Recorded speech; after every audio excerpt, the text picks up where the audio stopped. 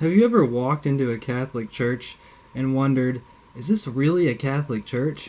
Now there are certain contexts we can look for, such as a crucifix, holy water, statues of Mary or the saints. Those are all indications that the church is a Catholic church. But if we walk into a Catholic church and we question whether or not it's a Catholic church, there's a serious problem there. Today I would like to talk about art and church architecture. Whenever a new church is built, I understand people's desire for wanting to make their church unique. They want to have something about their church that separates it from any of the other churches in the country or the world even. And I think that's a good desire. But at the same time, we need to realize that the true purpose of a Catholic church. The true purpose is to facilitate the consecration of ordinary bread into the body, blood, soul, and divinity of Jesus Christ. It is also to house the consecrated body of Jesus Christ in the tabernacle. It's not just an area where the community gathers. It's not just a place where you can put fold-up chairs and then have it function as a gym whenever the people are not gathered there for the community meeting. Many of the modern Catholic churches, or churches that were built in the last 50 to 70 years, they don't look like Catholic churches from the outside, and when you go on the inside, they look even less like Catholic churches. Canon law requires that a crucifix be displayed near the altar, and a lot of modern Catholic churches kind of push that requirement. They might have a risen Christ statue, they might have a really small crucifix placed off to the side. So art is really subjective, but I think a lot of Catholics will agree on similar features, similar architectural designs. If we look at the Gothic-style cathedrals like Notre Dame in Paris, if churches are modeled after that, I think people really appreciate that. So a beautiful high altar, lots of statues of saints or Mary or Jesus. And even if a church does not have a high altar, like a beautiful high altar, I've seen churches with beautiful paintings behind the altar that are just as inspiring. Out west you have the Spanish-style mission churches. I feel like that style contributes to the unique Western culture, as well as contributes to the reverent experience of the Mass in the church. Now you can contrast these buildings with the cathedrals in California. If you look at a lot of the cathedrals in California, they are ugly. I would highly recommend taking a look at the new Crystal Cathedral in Orange, California. It looks kind of like an auditorium. It was a former Protestant cathedral and now it's being converted into a Catholic cathedral. And they really should have just built their own cathedral because it is really bad. You'll have to take a look at some of the designs for it. That leads me to my next point. I want to say that I do appreciate some modern art, but modern art is not suitable for churches. It should just be contained to a museum. Brian Holdsworth has a video about Catholic church design and how modern art will always be changing. So something that was built 10 years ago will not be relevant to today. And that's what we see in some of these churches built in the 70s. Many of the churches that were built in the 70s are not inspiring today to anyone. I'm also going to post a link to an article below about how Vatican II wasn't specifically to blame for bad church architecture. Well, bad church architecture was certainly encouraged by Vatican II, by the ideas of Vatican II, not even Vatican II. The shift to bad church architecture began several decades before Vatican II, and this article goes on to explain how that took place.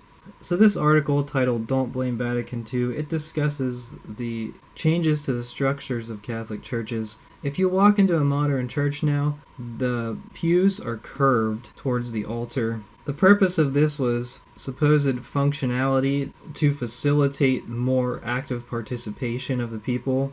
The author of the article describes this as functionalism. The article references some writing from Father Reinhold of Notre Dame University of Indiana. Father Reinhold writes that the beautiful central towers of Canterbury and York cathedrals are a magnificent architectural accent but have no liturgical intrinsic function whatsoever. So everything was dependent on the function of the church, and not necessarily just the beauty of the church and how people were inspired and their gaze was drawn upward towards God. The article discusses the fan-shaped pews of the church and the desire for simplicity in designs and structure. And it's a long article, but I encourage you to read it. It's pretty interesting. Later on, it talks about what is called the Great Whitewash. where all of the walls of churches were painted white. The high altars were removed, the altar rails were torn down, and I just wonder what possessed these people to think this was appropriate. You have beautiful religious paintings on the walls, and then all of a sudden you just throw white paint on it and cover it up. What do you think that's going to do? Do you think that's going to inspire people? Walls painted white is acceptable for someone's house. This isn't just a house, this is the house of God. Do you think what's acceptable for our house is acceptable for the house of God? I found a 2014 article from Crisis Magazine that talks about a shift towards more traditional church architecture, and it gives a number of examples of new churches that are being built in a traditional style.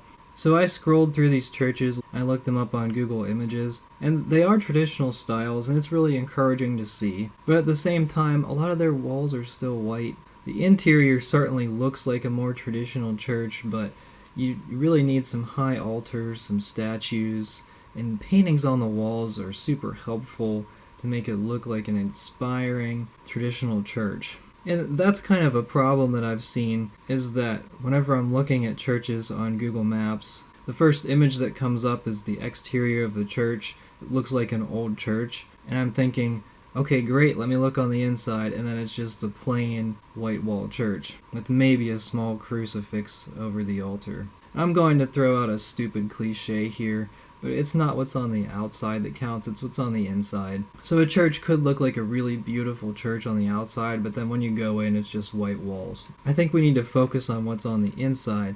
That's Jesus. But then we need to design the churches appropriately to communicate what's on the inside.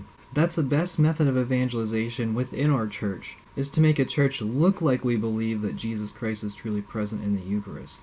With all of that being said, I'm going to post some videos of churches that I have recorded. Some of the beautiful churches that are kind of in isolated areas, they may lose more funding than other churches in more urban areas. And unfortunately, it seems like the churches in suburbs are the ones that receive the most donations, so those are the least likely to be shut down, but those also happen to be more of the modern churches. Some of the churches in cities or rural areas, those are the ones that receive less donations, so they're not preserved as well, and they're ultimately shut down and sold. So I just want to highlight some of the beauty of these churches and just post some videos that I have taken of these churches, just to preserve the memory of these churches forever, regardless of whether they will be sold or shut down. If there are any particular churches that you know of that really inspire you, I would encourage you to comment down below. Just let me know. I'd like to see your opinions. And I would encourage you to read the articles in the description.